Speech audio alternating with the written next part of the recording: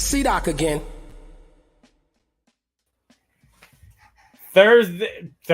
Tuesday night. Wow, that's a great start to the show. I don't even know what day it is. And look who's here. Look who showed up. Rockin' Rocco, of all people, who's supposed to be in bed right now. Why are you not in bed, son? Not tired. Too bad. Go to sleep.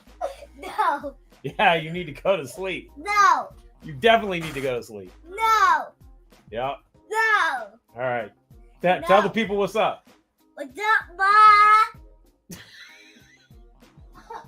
I guess that was a little Flavor Flav, maybe. Rocco's getting a little melatonin. Anyway, it's Tuesday. Welcome to the show. Wow. Okay, so my kid that I put to bed like 45 minutes ago just came downstairs and threw off the whole thing. So we're going to turn it over to Jennifer O'Jenny. Holy crap, why? What the hell? Now that Rocco came in and threw everything off, here's Jennifer. Totally, I had a whole intro ready to go, and then all of a sudden the kid comes running. I'm like, wait, what is he doing? So, our first co-host got her start in classic rap radio. Our lady from the heyday of Katie, Jennifer O'Jenny. What's up? What's up? Oh, jeez. Yeah. How about that? That was, hey, that's a new start to the show right there. Right? Exactly. Hey, here's Jennifer. Should I be doing the weather? Yeah. Traffic? Take it over to Jennifer with tonight's weather report. Hip-hop weather report. Ugh. What in the hell? I know. Also joining us tonight is one of the founders of a fantastic podcast, People's Distinctive Travels. Yeah, he's a hip-hop aficionado. He almost won on the hip-hop game show. I can't remember what it's called.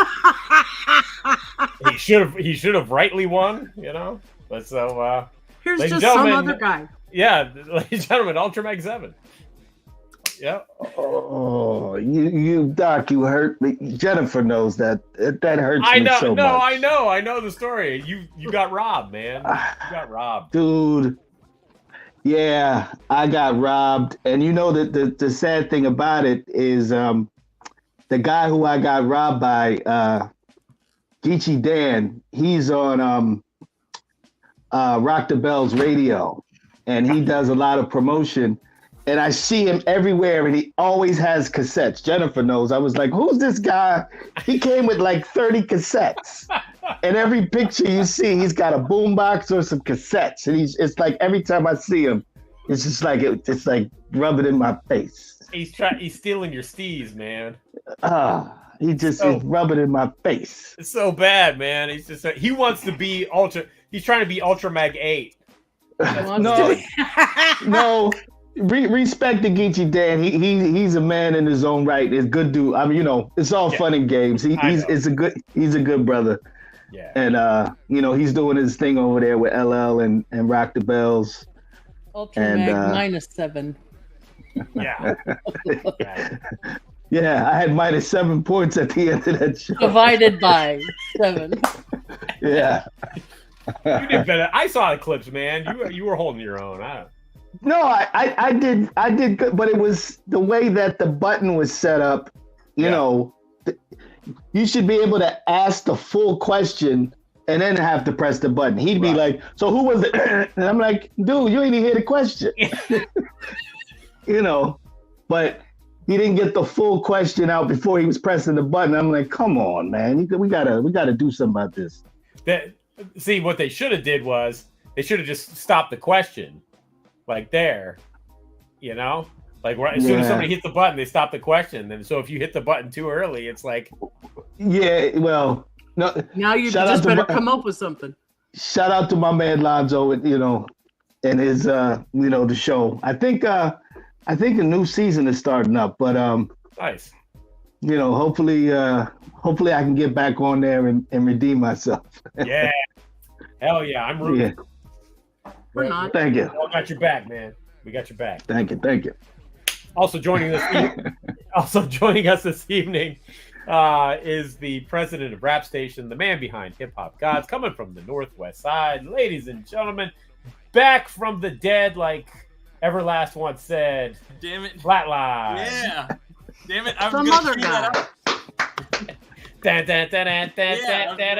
Back from the dead. Be my theme music. Yeah. Yeah. Yeah. Anyway. Yeah. Here I am. I'm back. You feeling better? Feeling better, about 95%. Nice. Yeah. I wasn't even sick, and I'm like at 72%, so that's great. I'm just kidding. But how are things? Good. Everything's good now. I'm not dying anymore, so it's great. You had the anymore? you had the COVID that wasn't COVID. Yeah, I had the flu cold combination. So yeah, it was brutal. Anyway. Wow. Here now. Yuck. You had the Novid. Yeah, right. The Novid. Yes. Hip Hop Gods, Flatline. Oh, do we want to talk about that? We do. Oh, okay. I've returned. With a brand new show. Let me just run down all the new music because I'm kind of amazed that, a week goes by. I didn't do the show last week, obviously, because I was sick, and then I'm playing catch up. But the amount of new music is kind of crazy. AIM featuring Souls of Mischief, Mass Days to Marco Polo, The One Chatio, Czarface featuring Cool Keith. E40, Living Legends featuring Opio and Brother Ali, Copyright, AZ featuring Pharaoh Monch, Team Demo featuring MC8, Necro and Ill Bill, some guy named Chuck D. I've never heard of him, Jazzy D, Rock Iris Science, Busta Rhymes, and Fredro Starr featuring Nature. That's all new music. Wow. To be heard on the new show. It's crazy. Yes. It's a lot. Right? Yeah. That is a lot. Yeah. I didn't get to that AZ joint. I started listening to the album, but I didn't. I haven't listened to the whole thing yet either. Yeah. So I got to get into that, and I got to check out the Chatio too. Look at his T-shirt. Why don't we just shout out Chatio right now? Shout out See the Cuban. They really did it up nice. That's dope, man. It's dope, and it's a great album. Chatio sounds amazing. Pressing's great. Anyone who wants a copy should hit up Chatio on Instagram at Real Crew because he's only selling it there. So, okay. Yeah, that's it. 10 tracks, no filler. Word. No filler. Yep. And there you go, the One Chatio. And before we bring our guest on, Ultra Mag, if you want to shout, well, we'll bring our guest on in a minute. If you want to shout out one of our sponsors, Wait! I gotta synchronize with. There we go. Auga. So Auga is the beer made by Hackensack Brewing, and it's the Awesome 2 beer. So if you're in the North Jersey area, you're in New York, if you're in a surrounding area and you just like beer and breweries, go see those people. See my good friend Mike Jones. Tell them Ultramag 7 sent you, and they might not kick you out. And shout out to the Awesome 2. Yep. Yes. They actually every Tuesday come on the hour before my show premieres, and I was listening to their new show tonight, and of course, they just do their thing. They do what they do. They are awesome, and there's 2 of them. Yeah, that's right. That's so true. Yes. So true. Yeah. And also shout out to man, you had some of the friends of the show in there, with the new music tonight. Copyright. Yep. With the new joint. Yep. Copy. Yeah, great new joint. Yeah. Mixtapes in my sleep. So whoever good. That guy Chuck D is. Yeah. Kill Them Guns. Kill Them Guns. Did some guy named C-Doc produce that? If you want to call it producing, sure. Yeah, we're calling it producing. That's not Kill them guns. Yep. Shit is great. Thank you. That's Dope. only the way the hard rhymer can do it. Yep. So, but yeah, we'll give a shout out to Chuck for that, and that is from the most recent Spit Slam Records release, the Summer of Ham book track, which is a collection of songs that are inspired by Chuck's graphic novel Summer of Ham. Yep. I don't remember. Do you remember what Ham stands for? Hollow pointed. No. Yeah, I don't remember. But it's about gun violence.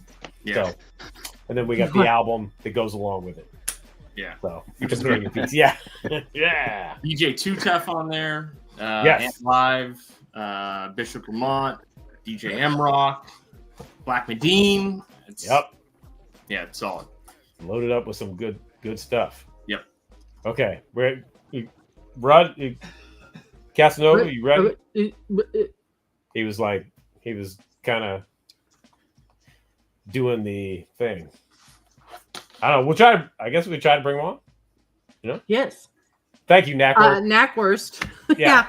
There you go. Hollow pointlessness, hating mass nihilism. Whoa. Wow. Yeah. Oh, okay. I did not know that. Oh, okay. Yeah. Yep.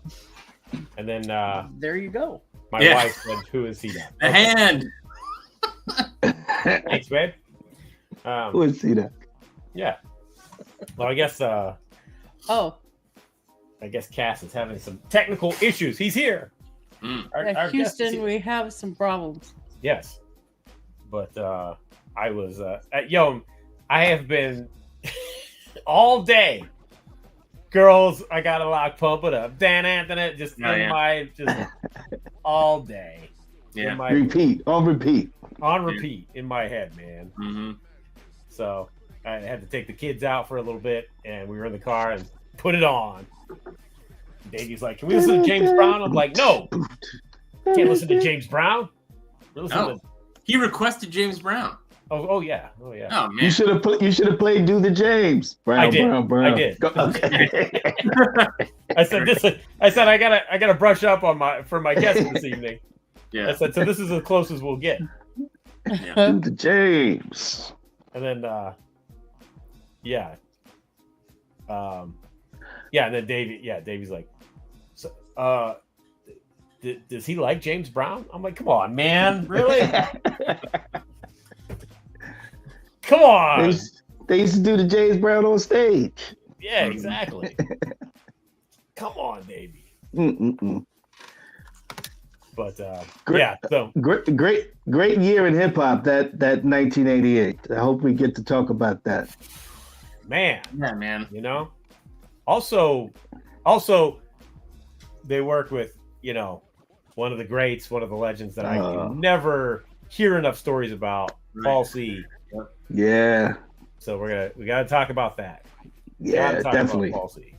We have to. Yes. While we're waiting, Jennifer, Jenny, let's talk about the nail game. What's the nail game update? Same old, same old. Same old, same old. Yep. Okay. Just thought I'd I check can't in. I can't get out long enough. To get the upgrade. Right. Mm. That's all right. It's all right. You Just do us not in the- you do us proud Not on in this the show. schedule. It's all right. Not You do in us the proud. schedule. Yeah. Oh, thank you. Yeah. Why, thank you, sir. It's all good. It's all good. I have a question while we're waiting, Yes. and I'll ask everybody. I'll start with you, Doc. What's your favorite album of 1988 hip hop?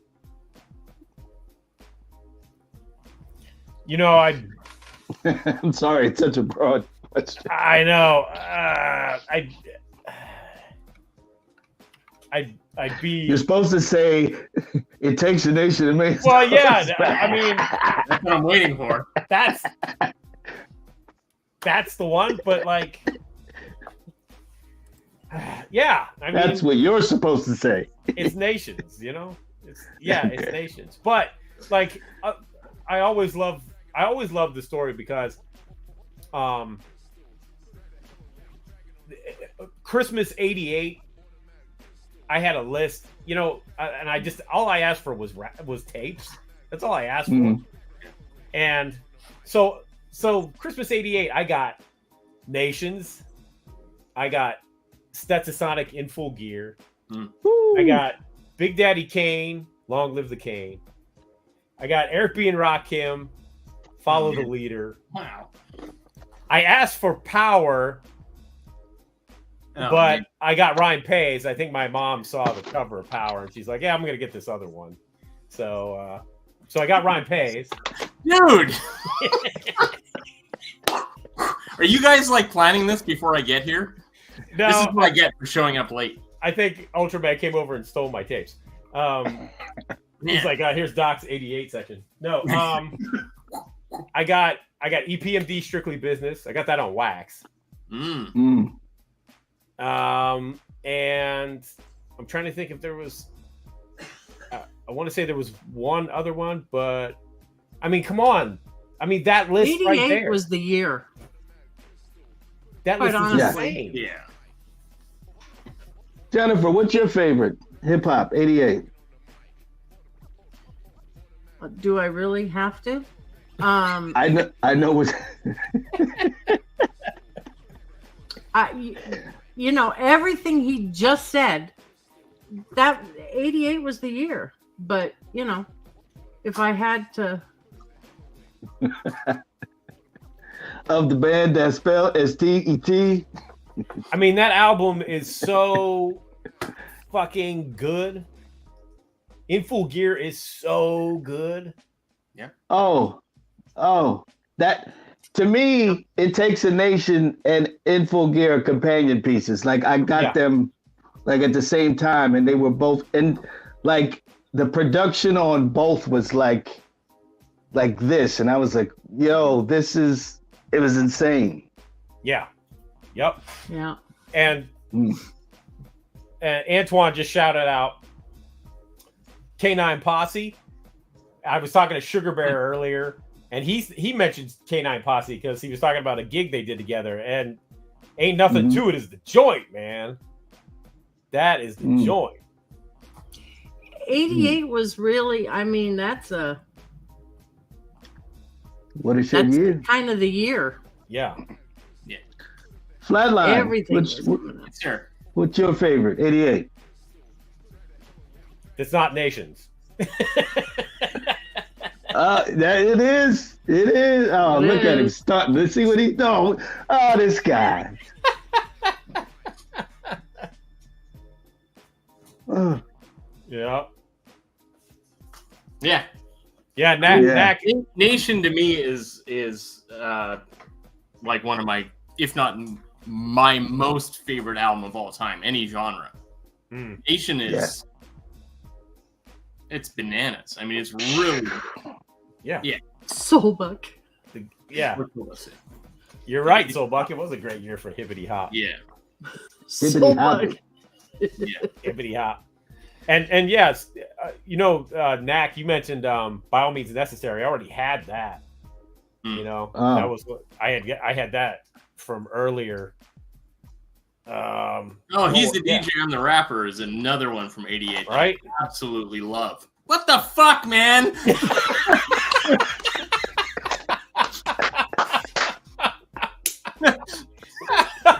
He's like, wow.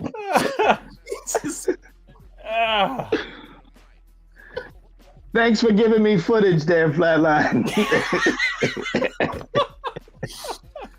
God damn, man. Oh, jeez. I'm afraid of you. See How there? do you do it? He's the That's DJ, great. I'm the Rapper, world's greatest entertainer, follow the leader, Yeah. straight out the jungle. Straight Out the Jungle. Yeah. Yeah. Come on. Straight Out the Jungle. Yeah, Too Hype. Oh, Kid yeah. Play- Kid Oh, Play- man, yeah. Too Yeah. Hype is ridiculous. Yep. Straight Outta Compton has a couple good songs on it. Yep. But we all know the best album of 1988. Yeah. So Ultra. Oh yeah. Shit. Hmm. Nobody's even said it yet. Yeah, I knew you. Yeah. Critical beatdown. I mean, yeah, that's again, that's another one. It's just like yeah. there Come was on. nothing like it. Yo, shout out to Knackwurst for mentioning the Vigilante. Holy Raheem. shit. Raheem. Wow. Yeah. And it takes a great album. Light as a rock. Holy cow. Yeah, light as a rock. It Oh, takes shit, two. yeah, tougher than leather. Thank you, Knackwurst. Tougher than Yeah. leather. Another Thank favorite. you. Yep. Wow. I'm telling you. Smoke some kill. Yeah. Me and Joe. Yeah. Salt with a deadly pepper. Right. Damn. Yeah, Let 88 the is rhythm great. run. Oh, that was my 88 jam. was kind of the year. Yeah. It's my favorite year in hip hop. 88 went like bonkers. Yeah. Yeah. Yeah. Yep. Yeah. The level of quality is like, it's pretty much unmatched, Yeah. you know? Yep. I think so. I would And agree. albums, not just like singles, but like full length albums that have stood. Oh man, Knackwurst is really, Ugh. yeah, man. Fuck, The Great Adventures of Slick Rick. Slick Rick. I mean, Let the Hustlers play. I'm saying. Girls Look Bad. Yeah. 88. Original Three times. styling. yeah, yeah. That was 89. That was 89. Was it? Hold on. Okay. That was 89. Ah, Let me find it on the pile of tapes that I'm sitting on. There it is. 3 times dope. Yeah. That's 89. I was gonna say Fat Boys. Nah, about 8 times 88 came. I don't know. That sounds like wipeout years. Oh, there was a Wait. There was Hearing a that the UK there was a UK version of original styling that was 88. Yeah. Oh, hearing the wow. music you're playing, Doc. Man, Yep. You know, I was listening to I guess I'm a narcissist. I was listening to my own podcast. But I was listening, and we were listening, it was the King of Chill episode. And, in 88, First Priority had Audio 2, MC Light, The Alliance, and the Basement Flavor. Yep. And Oh yeah. if you haven't listened, you can listen to it still. But Basement Flavor was basically made in the course of a weekend. And it just it's amazing. blew my mind. That's crazy. Blew my mind. Yeah. Crazy. I'm sorry, Crazy what shit. label?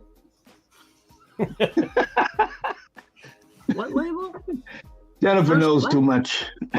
Yeah. I'm trying to. So Cass is here, but there's no picture now. I don't know if There's he's no picture. I don't know if he's there.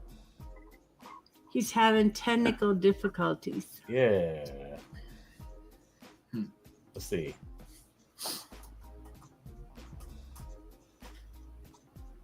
And 88. Ultra has no idea. Who? 88. Coming back hard again.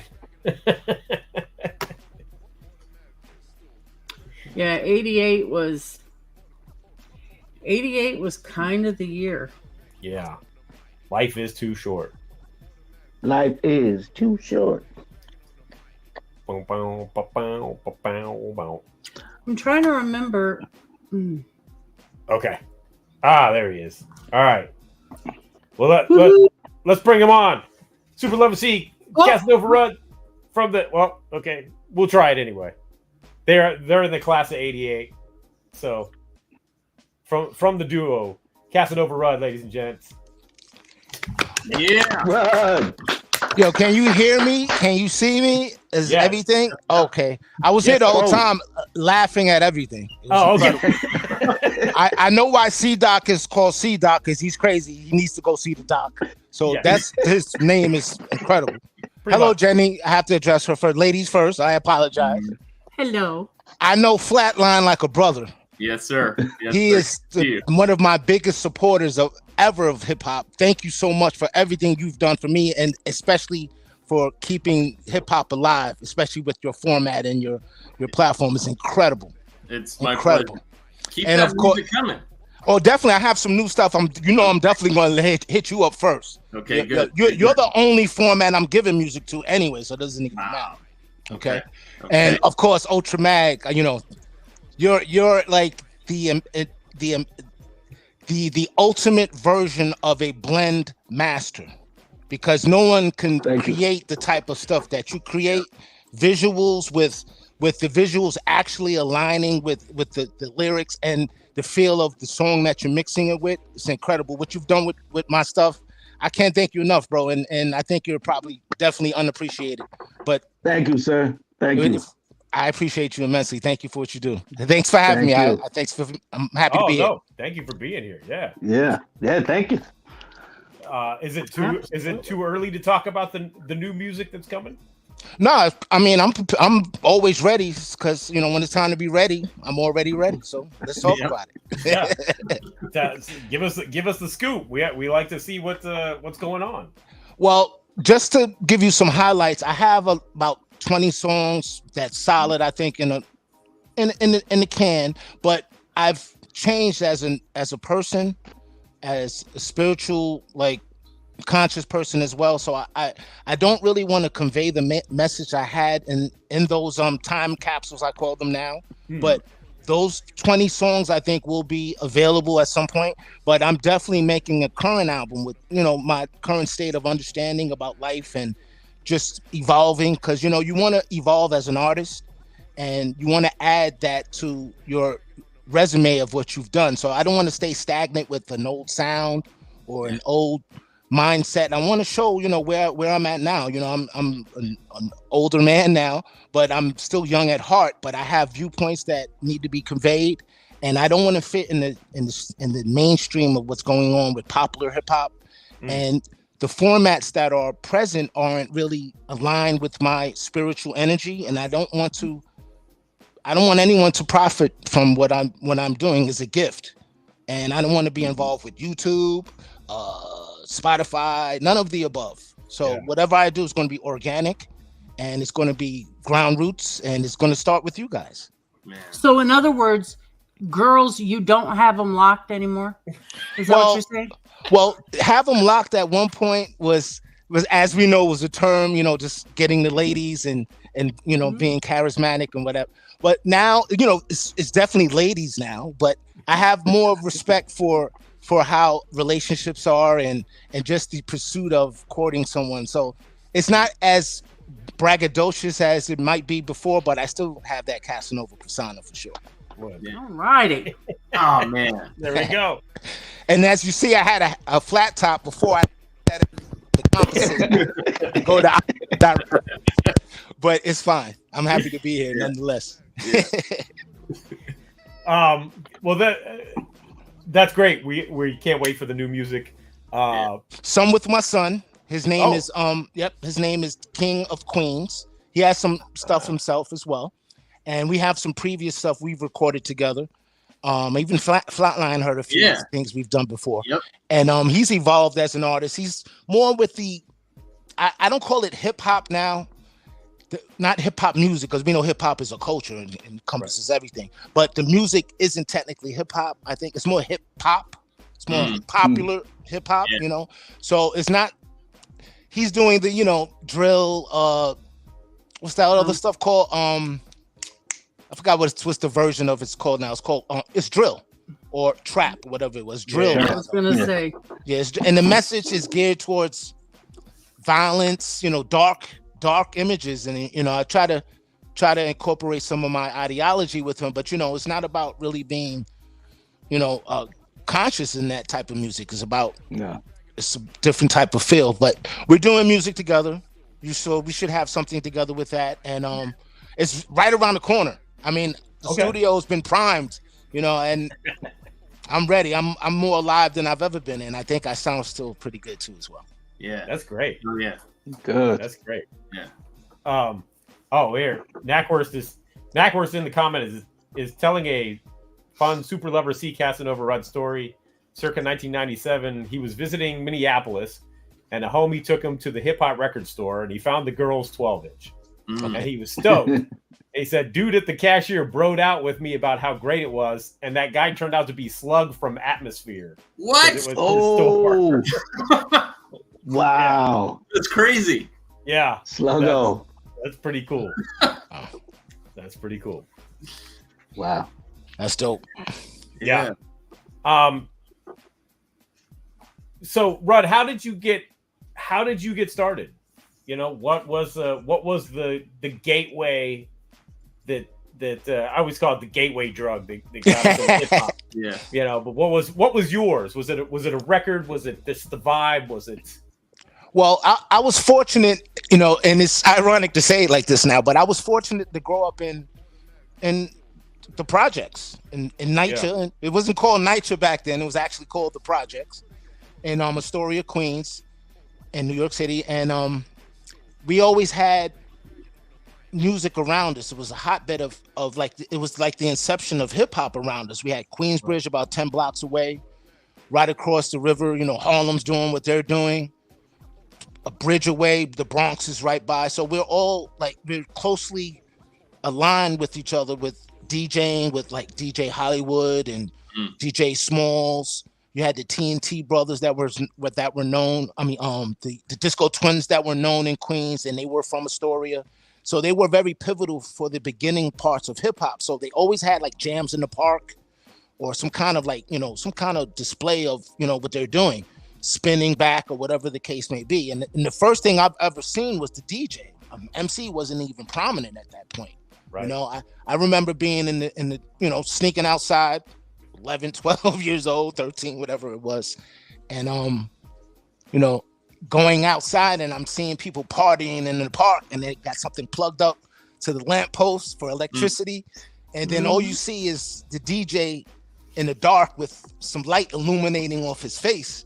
And that's whatever's in front of him is some discs spinning. I didn't know what that was, you know, but I see how the crowd was being entrenched and immersed in some kind of like new feel, and something I was always around music because my parents used to collect records and used to play a lot of jazz and blues and rock and roll because my father's Polish and my mother's African American, and so it's an eclectic mix of everything that I was growing up in. And during those times, civil rights movement and all of that, it was hard to kind of like fit in with everything. So I was always to myself, and I was digging in the crates early in life because I always had stuff around me. But hip hop, I mean, just being around the DJ spinning back and just seeing that stuff and how people were reacting.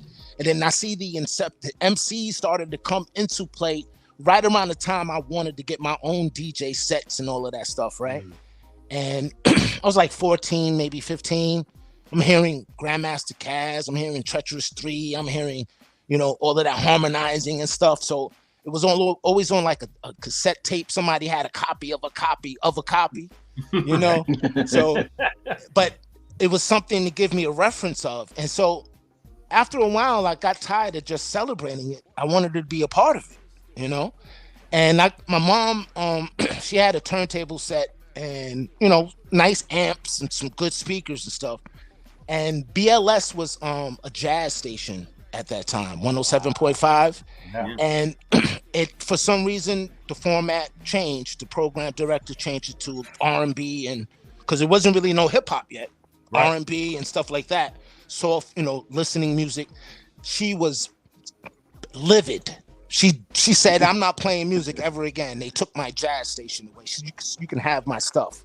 My eyes lit up. So I had one turntable, belt drive, mind you. And my friend had another turntable. It was worse than mine, so we had to investigate a turntable. His name was Tim Haynes, somebody I grew up with in Astoria. He was also trying to come up with doing some DJing. So we started a little DJ crew together. My name wasn't Casanova Rud at that time. It was Spin Bad, but I was spinning really good though. So I used to battle people in the community projects. I mean, in the community center in the projects. People used to come by. I used to pay, charge at the door $2 to come, you know, party in the center. So I had my little raggies, you know, compared to what was going on then. Because the reason why I got my set and got organized with DJing and stuff, because I wanted to be part of what was going on in the jams in the park. Yeah. I was too young. I was coming up, during the mix of guys a little bit older, about 5-6 years older than me. So I didn't fit in the generation to get started, but it started me. Right. So I was doing it in the background. So started with the community center, got a little name for spinning back and doing stuff like that. And then I got tired of spinning records. You know what? I said, I want to do my own record. So I had a guy named, a friend named Chris Moore, named CJ. He was an MC back in the days in Astoria. He was also very, his technical prowess was amazing in regards to audio engineering. So he worked at 1212 Studios with, at the same time with Paul C. Wow. So he was one of the engineers there as well. So he put me up on some studio time. Me and him weren't that close because for some reason, when you're in like a competition with each other or coming up together and you're trying to establish your own, you weren't really too at that point, you weren't too free to share your ideas or to give up some leverage, and right. I don't think it was intentional by him, like towards me to help me, but he didn't really help me other than point me in the direction of 1212 Studio. So I met Paul C there. He was the one that did my session. I was lucky to meet him.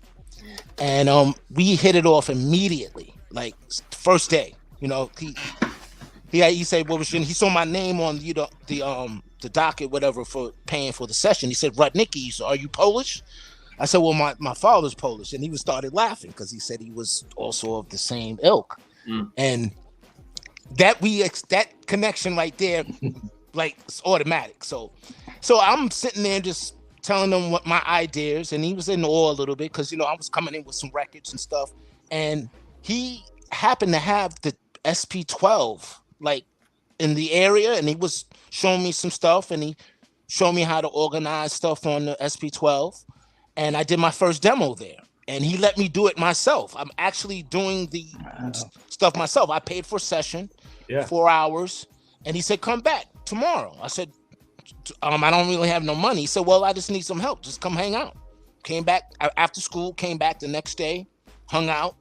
I used to sit behind him, just watching him do stuff. I used to sit in on some sessions sometime if Mick wasn't watching, because Mick was the head of the studio, and he didn't like a lot of people infiltrating and stuff. But Paul let me sit around a lot. So after a while, I started to just have enough money to have sessions, and I made a few demos there.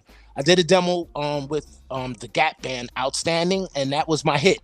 That was my hood celebrity hit.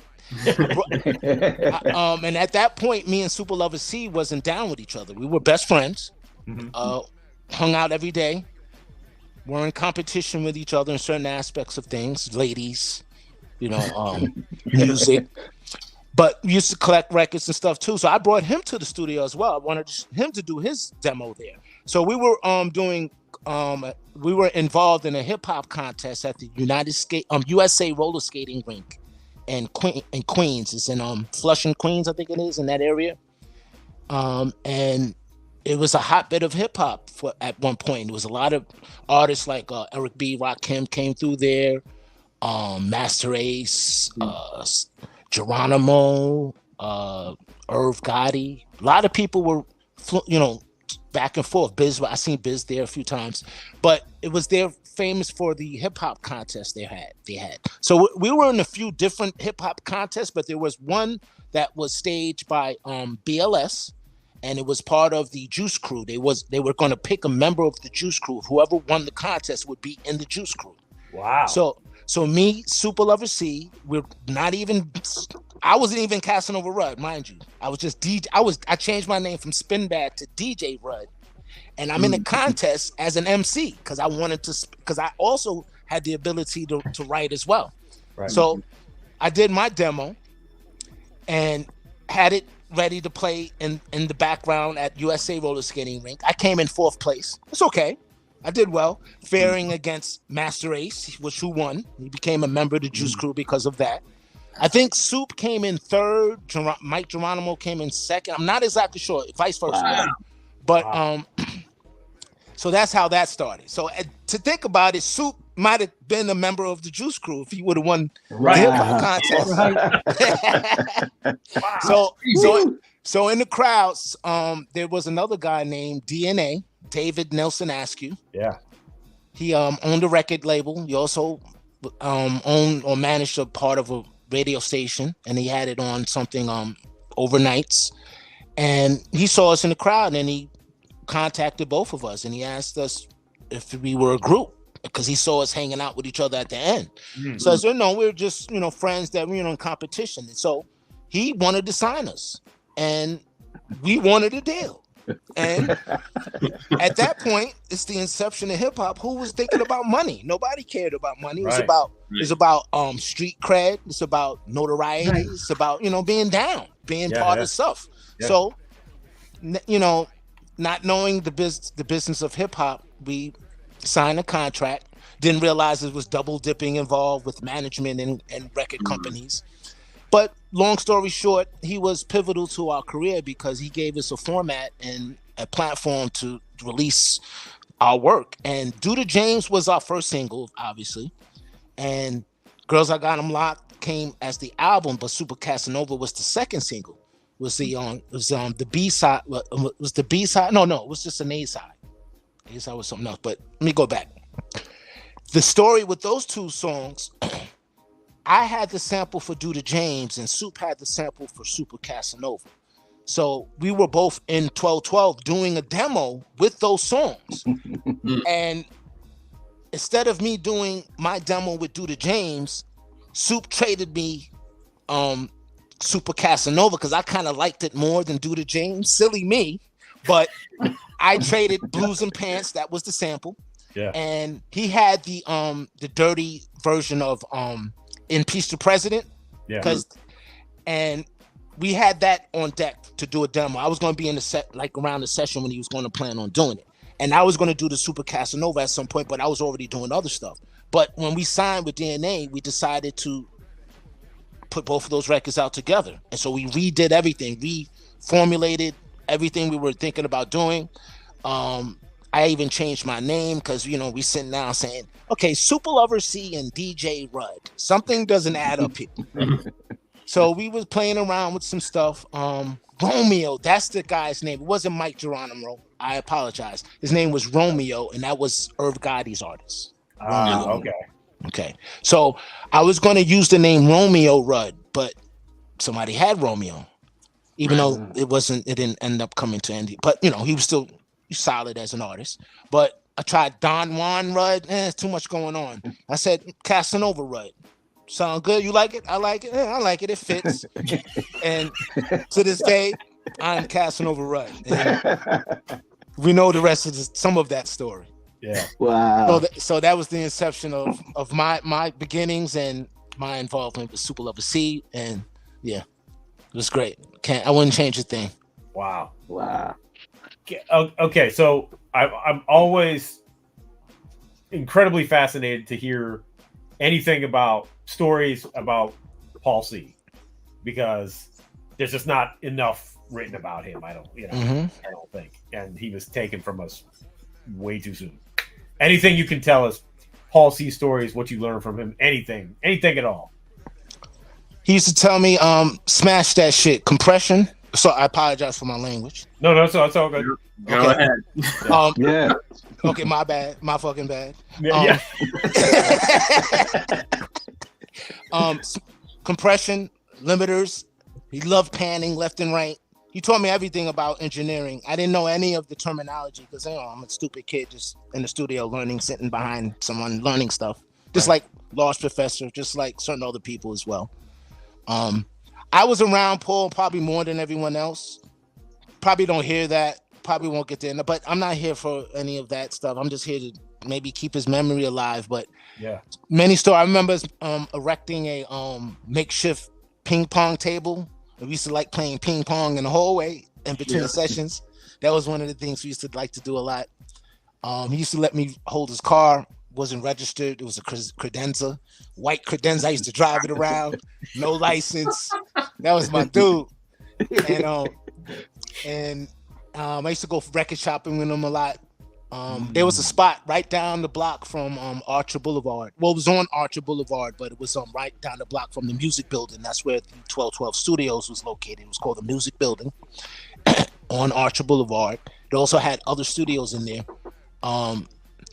Many bands used to practice in there. You can hear a lot of stuff. If you ever have our masters, and you can turn off everything and just play the background of just the vocals, you can hear music bleeding through.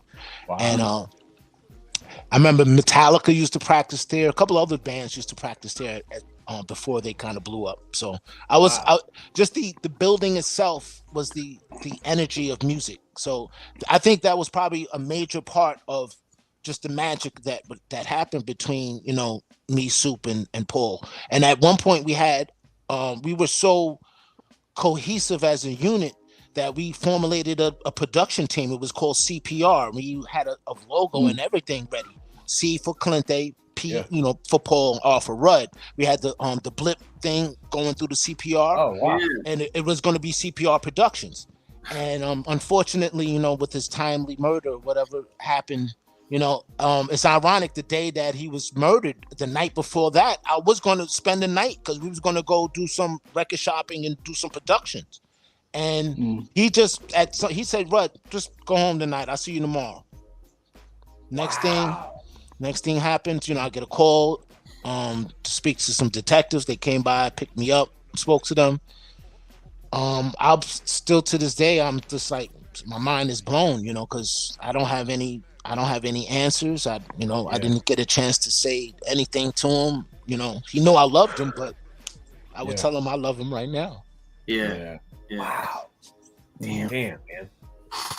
Wow. I apologize. Give me a second. Yeah, no, it's all good. No. Yeah. It's all good. It's all good. Wow. So it's tough because, you know, it's been a lot of years. Yeah. But right. You know, my life has changed, you know, a lot since then. So yeah. But like I said, I wouldn't change anything because it's made me who I am. Yeah. You know, everything has its purpose. My alignment with the stars, you know, it's made me. Maybe I could have been egotistical or ego monster if I would have kept doing what I was doing. So something slowed me down. Yeah. I was more focused on family at that point. I end up having 3 kids, and those are my jewels. You know, all older now and doing what they need to do. Yeah. And you know, to come full circle, to see hip hop now and to know how much he would have been pivotal and instrumental to the sound now. But I could see all of his influences just trickling through so many people. Bismarck, Rakim, Pharoah Monch. I mean, it's a plethora of people that he's touched. So, you know, knowing what I know with spirituality and consciousness and stuff, people make more of a difference when they're not present. Yeah. You know, people look for a way to keep things alive, and they go internally based on what resonated with them from that experience. And we can see all different aspects of that in a lot of artists now and the producers and stuff. And it's probably, I think Paul probably took the lead to what hip hop sounds like. Well, at least what the hip hop we know. Yeah. Yeah, man. So I mean, I have stories for days, but that's some of that stuff. It's great. It's great. He just doesn't. I'm always trying to. Anytime I can get people to talk about him, so other people learn about him. You know, he was. I mean, this guy. He was funny as fuck. Yeah. Jokes all day. I called him. You know, I can't be racist. I'm half black. I'm half white. I hate everyone equally. So who doesn't care? But he was a white guy trapped. He was a black guy trapped. Well, a black musician trapped in a white body. Yeah. But he represented everything so well because you know, at that time, people of a certain color couldn't fit in.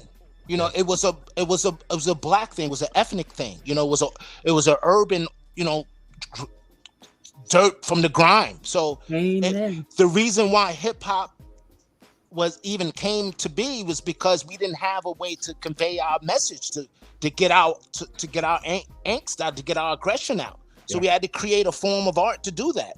So we did it in graffiti, we did it in dance, we did it in fashion, we did it in language, we did it in music, and it came all at one time, and it became so impactful that everyone took notice. And people that, of course, were hating, people that maybe were in power, you know, money-wise in regards to the music industry and stuff, didn't want anything to happen. So they kept it out.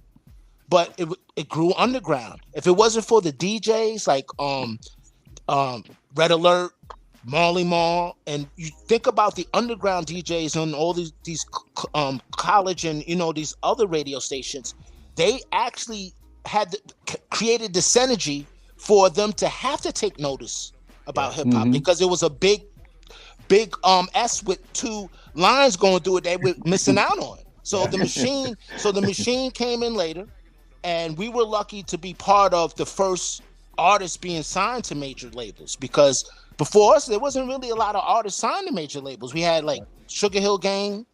I don't remember a lot of people before us being signed. So we signed to actually Polydor Mercury first, and the people there that signed this, the whole staff was fired. So the whole project was dropped, but some Elektra picked us up immediately, like in 2 weeks. So they signed us, and we were part of a package for a demo tour with Anita Baker, Metallica, Anita Baker, Metallica, Stacy Chapman. What makes no I'm from the projects, my G. All right. So I'm in awe. Just think about just being signed just to that stuff, right? And then, but just to hear my record played for the first time, you know, to go back just a little bit. Rewind. First person to play it was BLS, which was Mr. Magic, rap, world premiere. So, and you know, when you hear that, you knew you was gonna hear some fire. So I'm used to hearing other people, you know, it's a demo, you know, like, you know, doing there used to be something called pause recording. I used to like listen to anything come on late night, you know, it's fire. So I used to record anything late night. So I'm standing there like this. As soon as it come on, I press and record, right? Then I got another tape, I press record again. So I have 2 or 3 tapes, and then I would go back later and I would sometimes splice tapes together, or pause record and make a loop like that. So that was my first production. So I was doing that early doing that. Fixing tapes with pencils, opening them up. I had a trick with and the irony, Jenny. Nail polish. You can put a little bit of nail polish on a splice of an edit of a tape and put it together, blow on it, it's clean. It goes right through, you won't hear no skips. Wow. Excellent nail polish. That is dope, man. I used to always like surgically cut out little tiny pieces. And you miss out on things. Don't miss out on it. Wow. If it's all raggedy, crumbled up, just smooth it out, roll it back nice. If it's something that's like stripped, you might have to splice a little bit. But maybe take a part of the tape that doesn't have a recording and have that same length, replace the length that you've taken it from, so it can still keep the tempo without at least the strip of mute. But that was tricks back then. Wow. Do you still? But wow, you're bringing a whole bunch of memories. I got a Master Ace tape. I gotta do that through the night. I gotta get some nail polish. There you go. Give me 10 seconds. Can I get 10 seconds? Yeah. Man, I didn't know that. I didn't know the nail polish. Neither did I. Right. I got a Master Ace tape that is busted. I need to take a look around. Take a look around. Yeah. We gotta fix that. Head Snacks says he had the Radio Shack tape splice kit. Yeah, I wasn't planning to get all emotional. You got my snot box all crazy and stuff. It's all good, man. So I don't know why I left off, but Deep breath. Yeah. So I don't know why I left off at the nail polish on the tape. So and now and just being around listening to the records then, and then hearing my joint come on world premiere, and I ran down to Soup because I lived on the second floor. Soup lived on the first floor, same building, 120 in the back of the projects. And he said, "Yo, I'm listening right now." So we both like just shit. And guess what? I wasn't recording, so I missed out. But later on, someone was recording. They sent me, they gave me a copy of it now, and I don't have it now, but I did have that chance to listen to it. Wow. So, yeah, that's my beginnings. It was dope. That's so dope, Mr. Magic. What was the? Tell us about the promotional tour there for that record. Baker and Metallica. Yeah. I mean, we did a couple of spots on the East Coast. There was some college things. There was something else at some arenas, like just not arenas, like theaters or whatever. Yeah. Just showing like samples of stuff, like Elektra's up and comings, whatever was going on. And one of them we did a BET interview. I know Anita Baker was there and Stacey Chapman, but I don't think Metallica fit that genre. Yeah. But it was with Donnie Simpson Oh wow. from BET. And come on, Yeah. Donnie Green Simpson. eyes. Man. I mean, I'm growing up with hip hop. I'm watching, you know, if I'm getting on Ralph McDaniel's thing, I know I'm popping. But I'm on BT, Donnie Simpson. Come on. So I'm sitting on the couch and just doing the interview, and it felt so natural to me because I was already experienced with doing it for so long, like, you know, coming up in the grassroots with everybody else. Yeah. So, and just like it wasn't really about money. It was just trying to just fit in and just establish your own identity. That was the major thing back then. And we were only really lovers of rap, you know? So we killed them with that. I'm trying to remember if they ever came out to LA. Oh yeah. We did a tour. It wasn't an Elektra tour, but we were in LA we did a tour with NWA when they first started. I remember them pulling up on a tour with a tour bus. It looked like a big black Volkswagen Beetle spewing dust. They pulled out, parked outside of some arena outside. Ice-T was out there doing something with pulling his hand down like this, and you know, it was weird because it's Cali music. You know, I'm from the East Coast, you know. But now I got super respect for the West. But it just felt weird to us. But we fit in with them. But it was around the time everyone was trying to establish a certain sound. So NWA had Ice Cube and all of that stuff. Ice-T had his own style with stuff. When we came out there with Do the James and Girls I Got 'Em Locked and all of that, it was something different. You know, it was like, you know, and what we had to present, we had a stage presence with like dancing, a lot of movement. We had some of the illest dancers, you know. Scoob and Scrap was the only people that could compete with us. Anybody else, you know, they was decent, you know, but we were killing them. We used to always have some solid dancers. I remember Puffy trying to sign 2 of our dancers when we used to hang out at Latin Quarters. He used to have something called the what was the name of that crew? I forgot they had. Damn it, I forgot the name. But he used to have a little dance crew. And IOU? Is it IOU dance? Is it IOU dancers? I think it is the IOU, bro. Yeah, good memory. And somebody named Fendi that used to dance with us. He got Fendi with him doing something, but it never came to fruition. It was something else. But I remember him trying to sign T-Spunk, you know, as a dancer. That was one of the people that we had with us. Spunk was loyal. The first show we ever did together, we did with EPMD. First show ever. Wow. And it was not promoted well. We were in New Jersey somewhere. I forgot where it was. I remember looking at the back of the Statue of Liberty, so it wasn't too far from New York. But it was in New Jersey, and like 10 people showed up. It wasn't promoted well, like I said. But we were there, and just being there, just talking to them, and we kind of came up together, you know, doing music and stuff, and being at shows. So we used to do spot dates with EPMD. But in Cali was incredible. I mean, there were times we used to stay out there for months just to do in stores. At a point, you would go to a store, promote your music, sign stuff. So Elektra had us out there for that. They made sure that we were present on certain tours, so they put us there with Public Enemy, Salt and Pepper, Rob Bass, Kid and Play. So Public Enemy, Salt and Pepper. I mean, it's incredible to be and to think about it now, how celebrated all of them are. And I don't have any ill will towards. I wish everyone well. I don't feel like I don't have any longing to be celebrity or anything like that. But just to be involved with those impact of people and to know my mark on hip hop and just to be involved with it. I mean, it's so gratifying. I don't need any validation from anything or anyone. Just to be present and having those energies that I still have in me now, and I can still share that with people. I mean, it's I wouldn't change a thing. It was incredible time, incredible.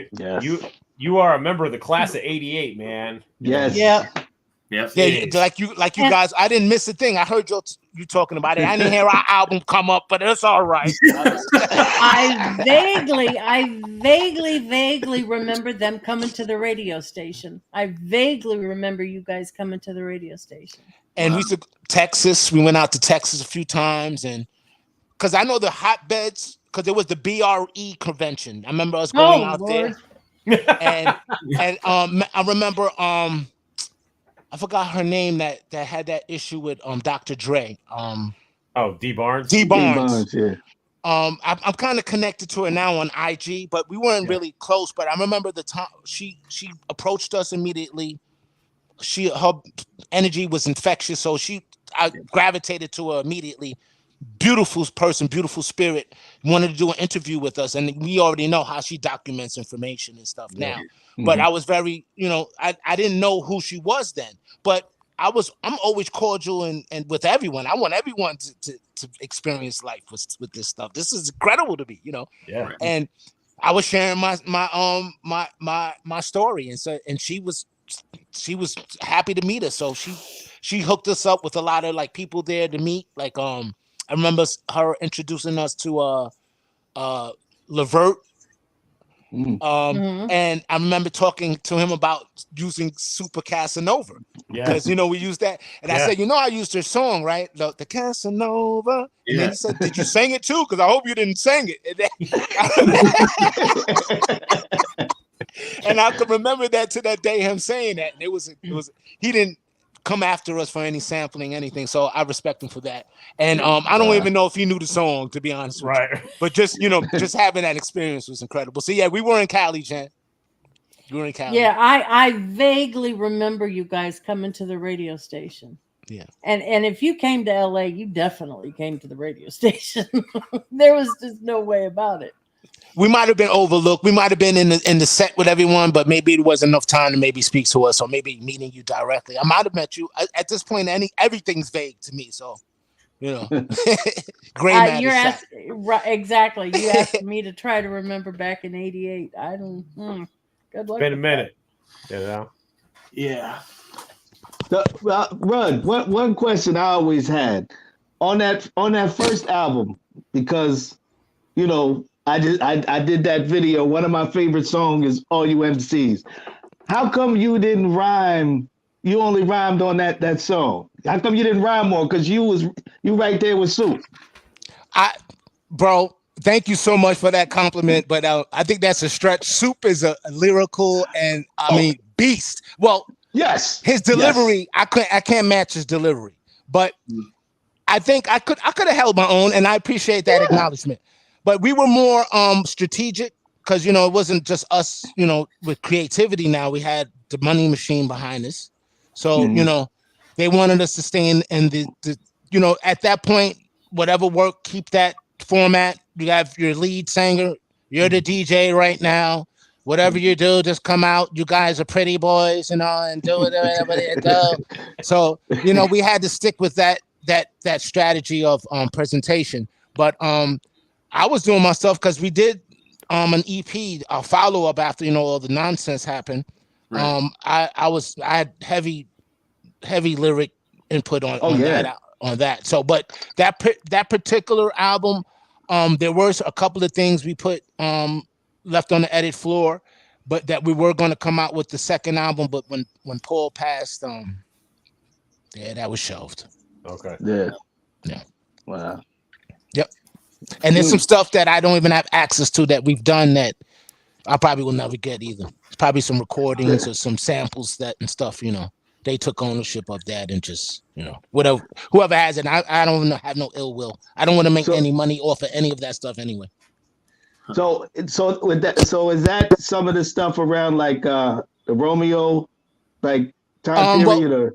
We had Romeo in our possession because we were going to use that as a song, coming out next anyway. So that was always going to be used.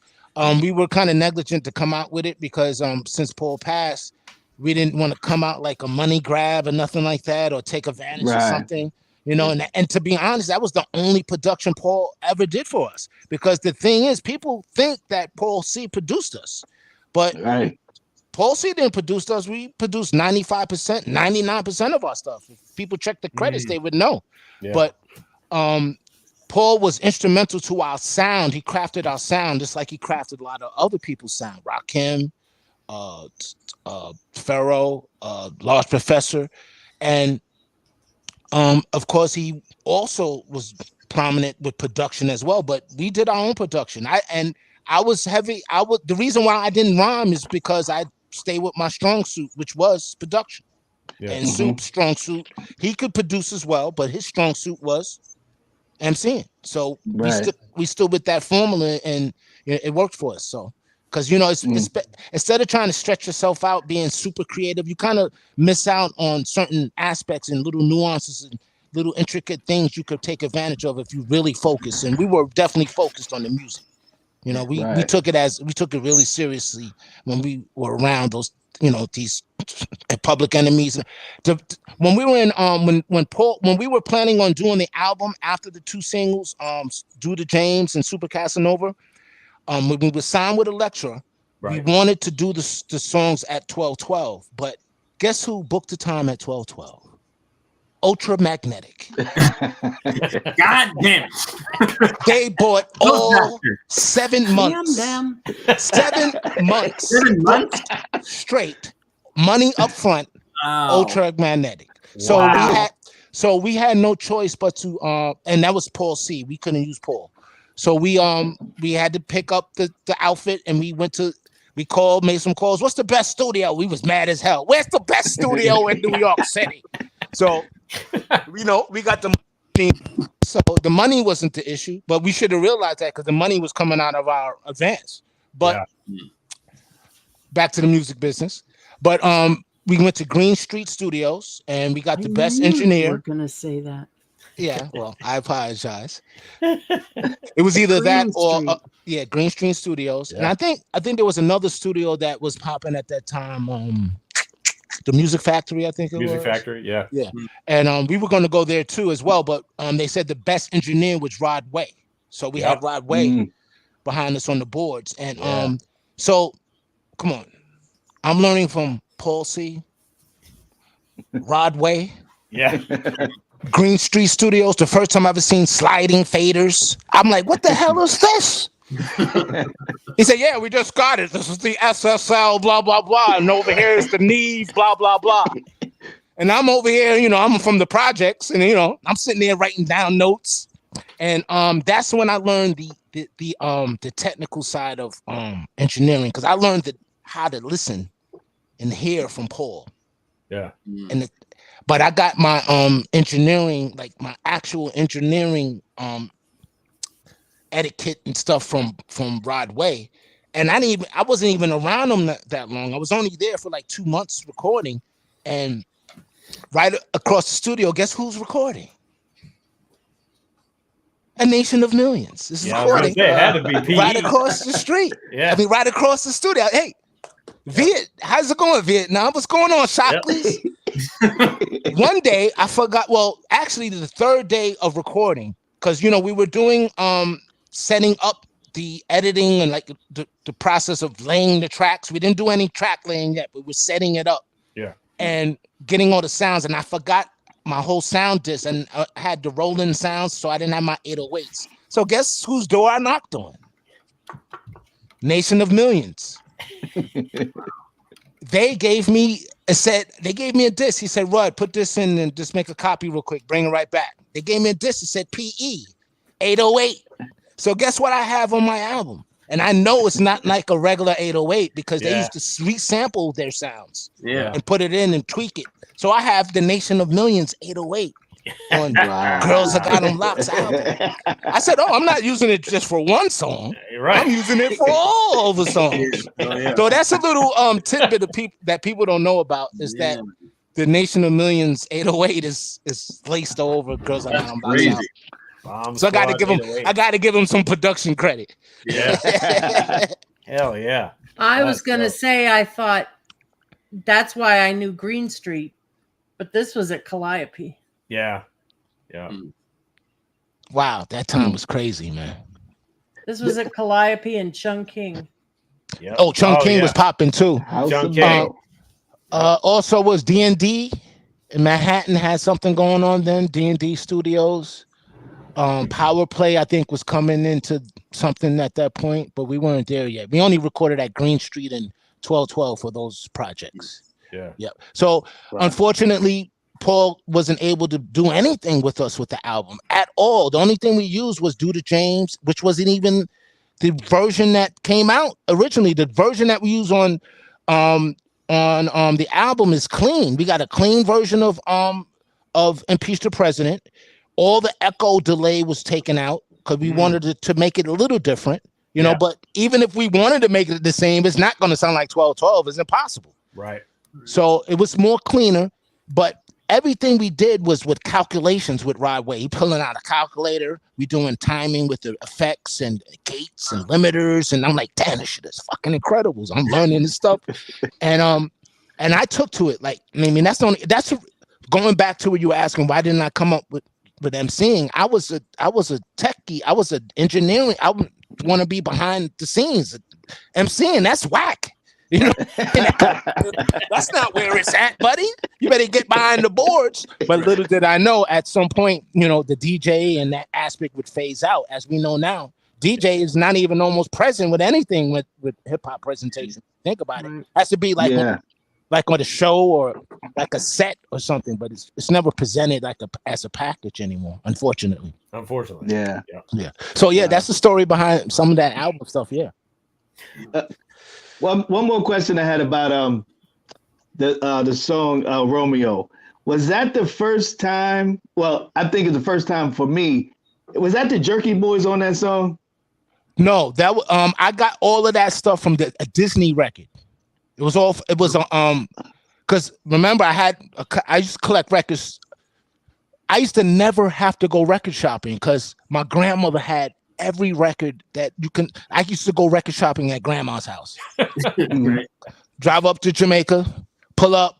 Hey, grandma, what's going on, granddad? I'm going to get some records. Okay, go ahead. I used to, during the time when the passing of Paul, you know, we weren't the most favorite people in the world because they thought we had something to do with his murder. But you know, eventually that came out. You know, that cleared. But people were trying to kill us or something. Or we heard things like they were looking, you know, to hurt us. So I was staying low. I didn't even live in the project. I was at grandma's house. So I was doing a lot of my record finding then. We already owned a SB1200. That's when they changed to SB1200 from SB12. Right. And I used to do production in the crib. So I was already banging stuff in the crib, not ready for the next stuff. But during that time with coming out with everything, that kind of lost track. Can you steer me back real quick? What were we talking about? No, I was just asking, was that voice on that record? Was that the Jerky Boys? So the record, I had Disney records, the grandma's house, brought them to the studio. Anything that would be fillers, like sounds, like bells and all types of things. Yeah. So when I brought that to 1212, it just worked because we wanted to do like a twist on like the Romeo's a rap. So I tried to find I knew Disney had a Romeo record. So we found Romeo. And then 1, 2, 3. And guess who was doing the Jerky Boy stuff? Soup was. That's all Soup's voice. Because we grew up boys. We was listening to all those phone prank joints. That's my shit. Yeah. So I had to lead it up to that. I didn't want to just give you the climax so quick. Yes. Right. So that is Soup doing the Jerky Boys. Wow. That's dead on. I Take swore their for skins years that and was- make drums out of them. Yes. That's soup. Oh, I thought that was the jerky. Oh, that's Nah, dope. that's soup. That's dope. That's soup. That's dope. That's incredible. Yeah. So Rud, just to backtrack a little bit, you did the first album with Elektra, and then you started the second one. No, the first album with Elektra, and then the second, we didn't have an album after that. It was an EP with Right. Well, I mean, you started a second one.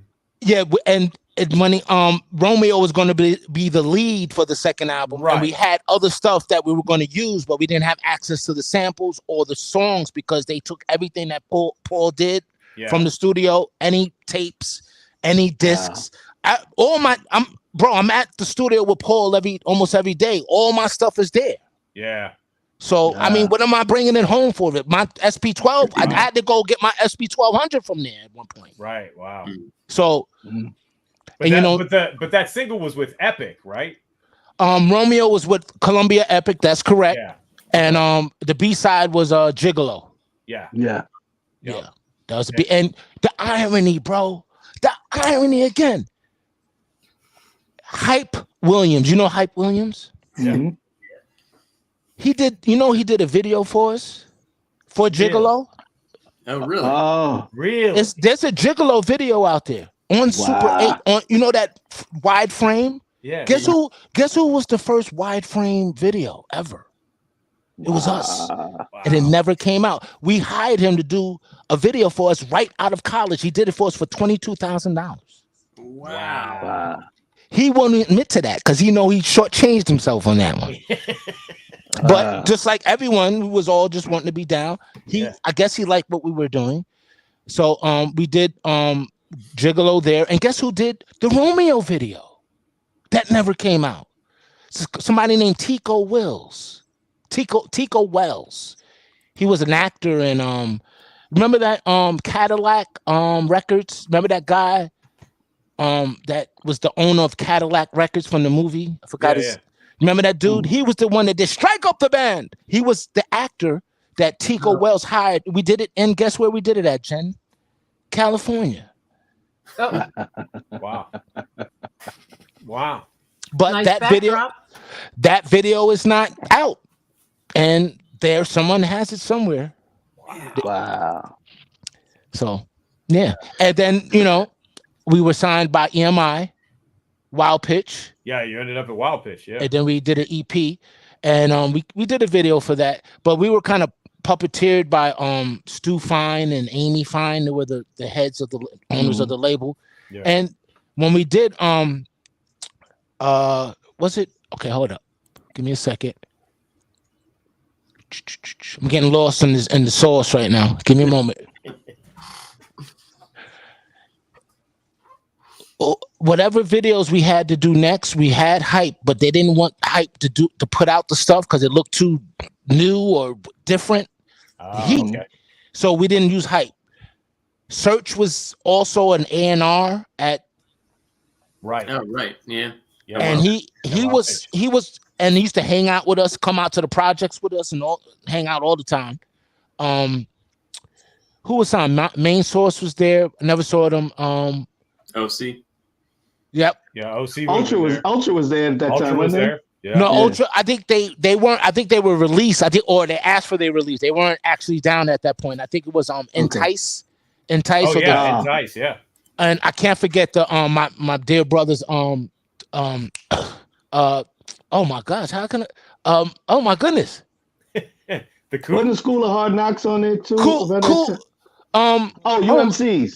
Oh my God, come on, bro. Oh, yeah, I don't forget my dude. right. Oh my God. I apologize if he's watching.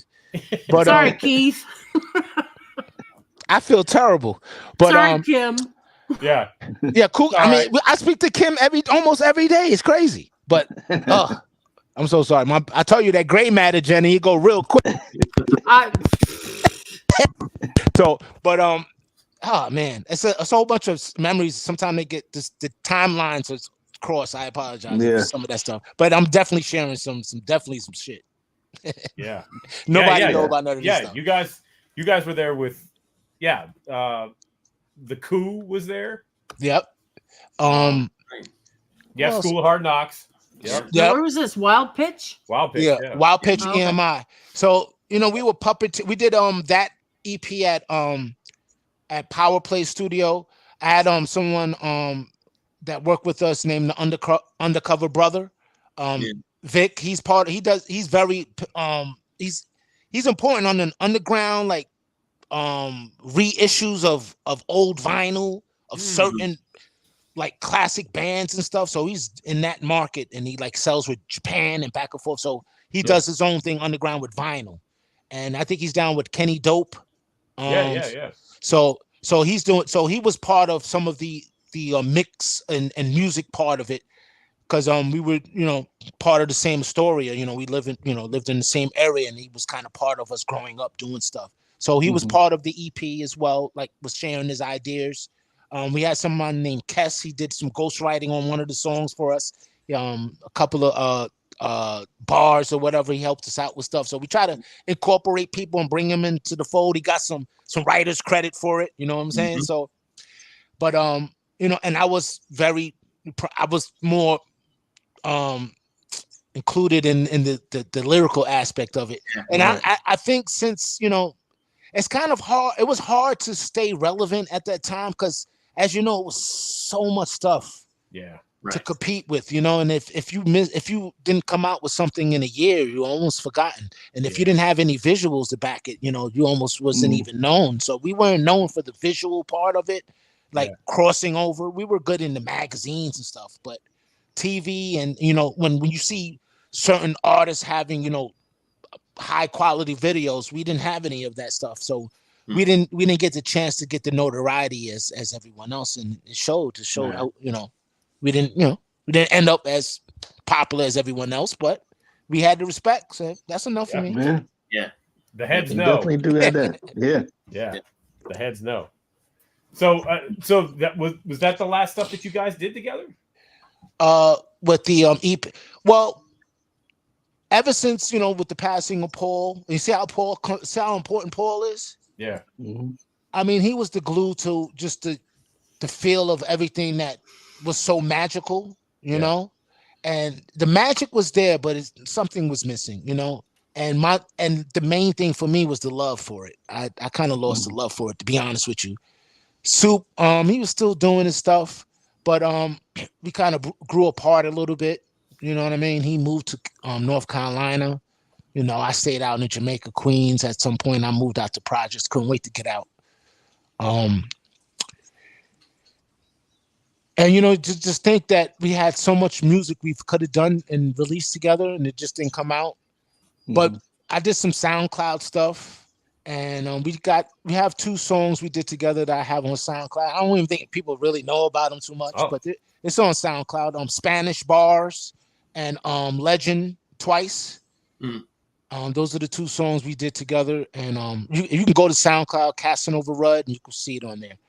And if anybody's interested, and we were currently like in the mix of wanting to do stuff. Like I mentioned, I've changed. I'm definitely not the same person. I can care less about any of that stuff anymore. I'd rather people understand things instead of just them know about what I'm doing. It's not about me anymore. It's about us. It's about us coming up as a people together. Everybody getting out of whatever we're in, because we're in dire times right now, and the music reflects it.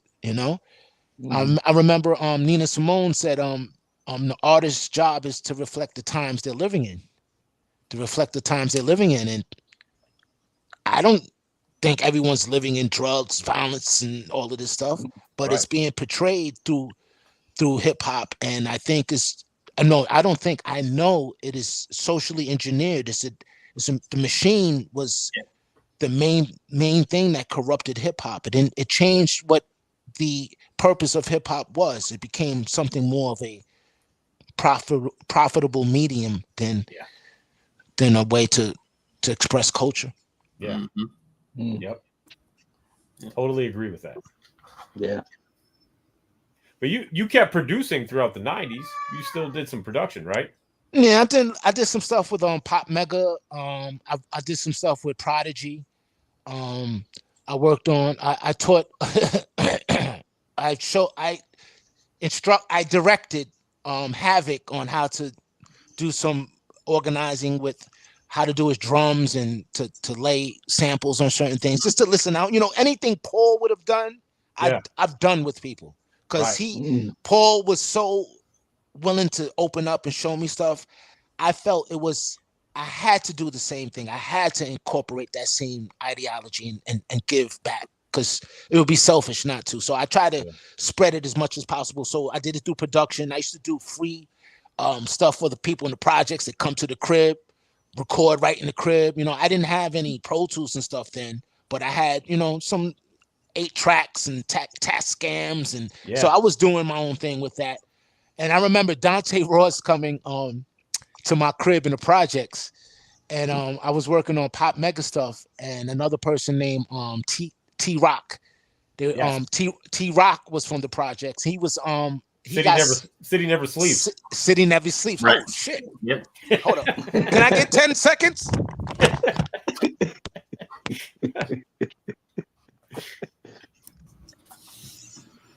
Why do you keep driving him out? I didn't mean to. I didn't mean it. I didn't mean to.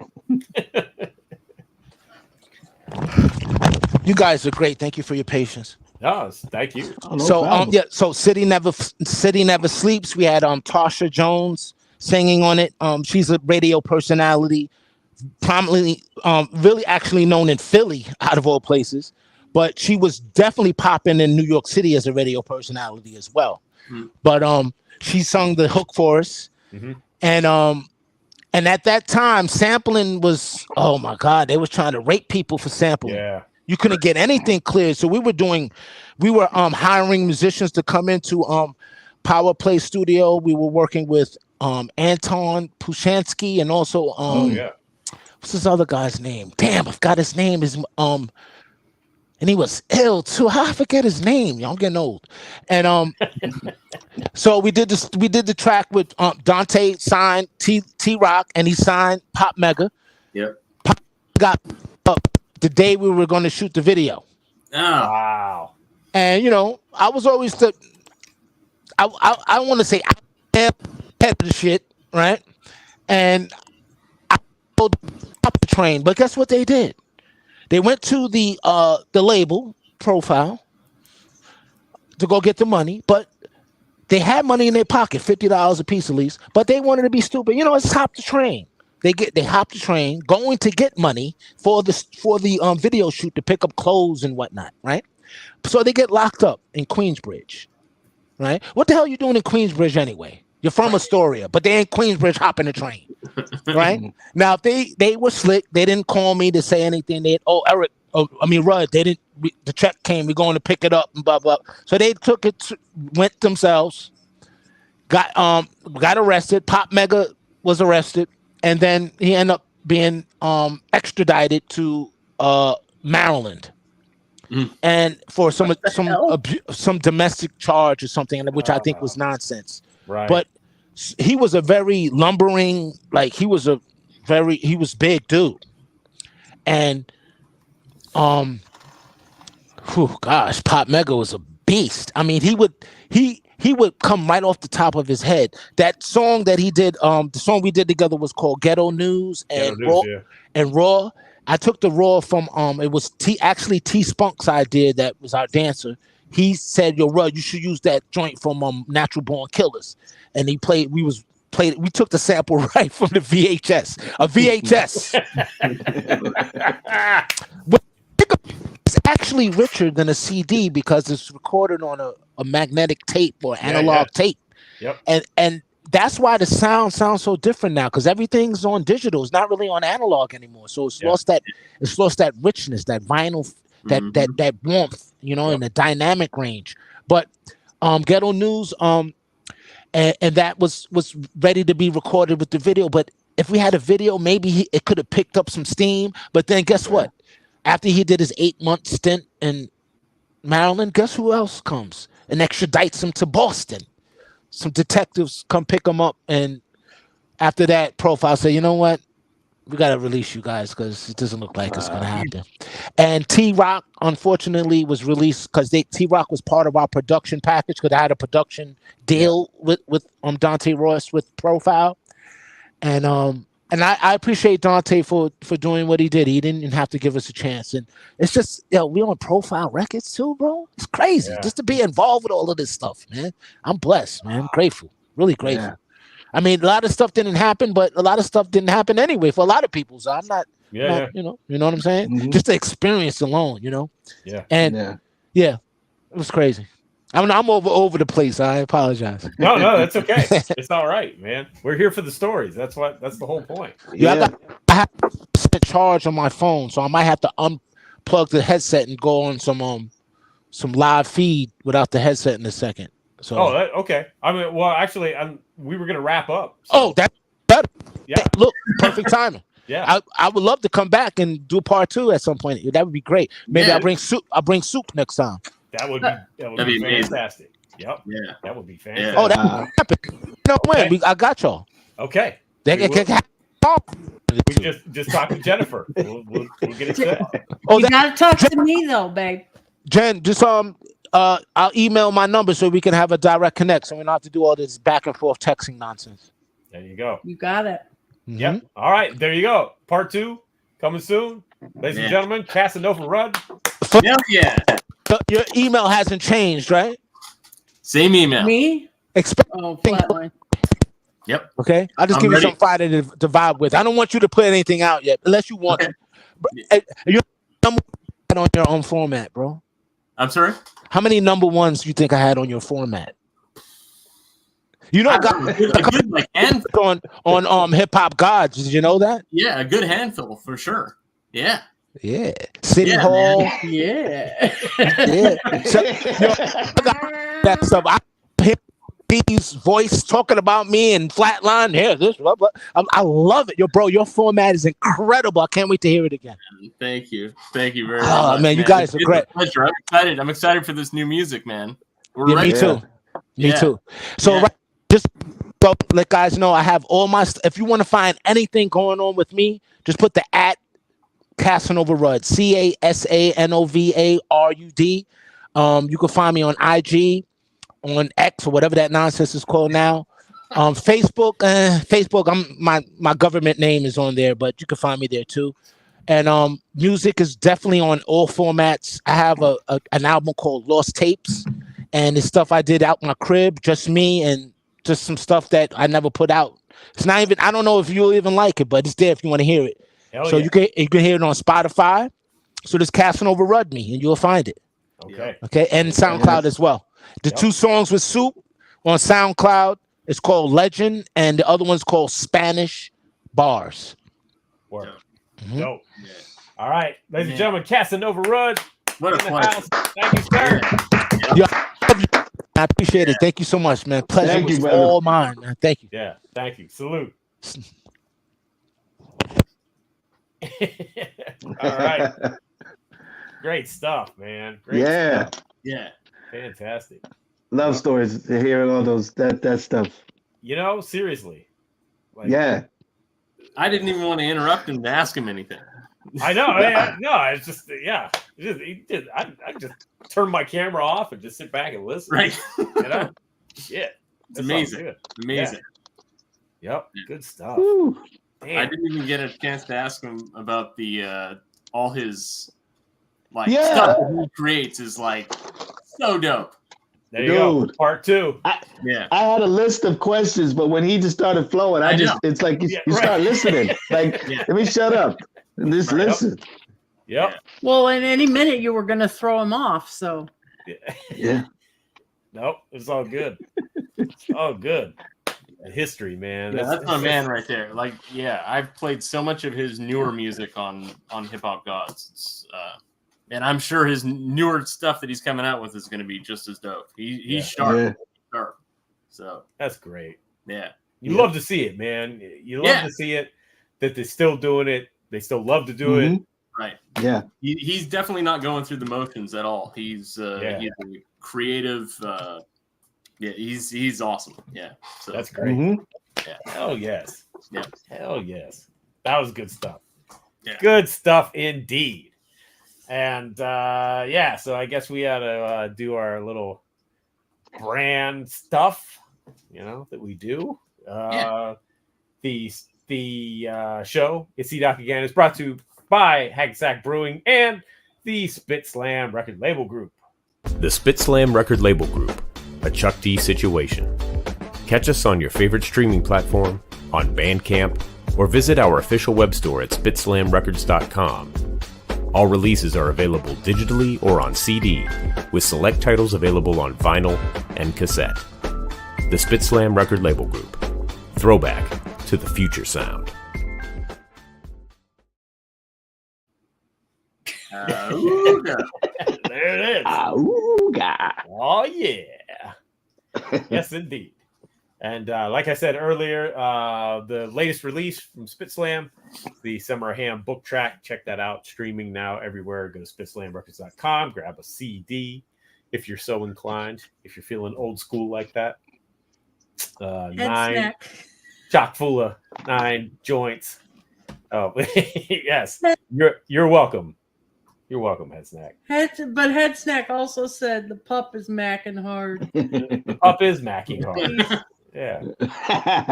Head snack. Bless his little heart. Just leave him alone. He's Oh. old. See, I don't know. I won't even say that. I'll talk to y'all fancy though. Okay. I'm being requested. Oh. Uh-oh. Uh-oh. We'll talk. We'll talk. Head snack, no. Oh, okay. And you can catch Flatline, myself, and Mr. Chuck D every Friday for the Angie Don't Stop radio show. Thanks to through Rap Station.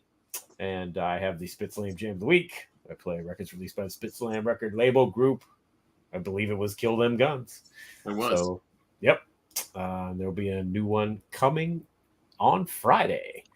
I got to remember if I recorded it already. I pre-taped some of those, and I don't remember if I'm up or not. There might be one more.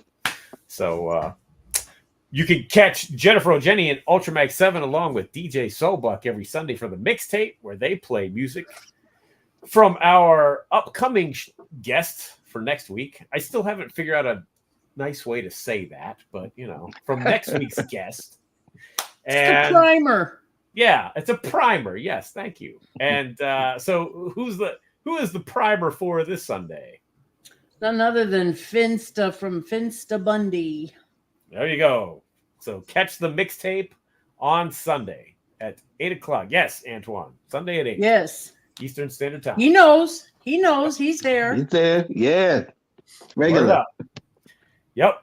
So shout out and special thanks to everybody watching live, everybody watching on the replay, to my co-host Flatline, Ultramax 7, Jennifer O'Jenny, and we will see everybody again next week for another episode of It's C-Doc Again. Word. Y'all are stupid.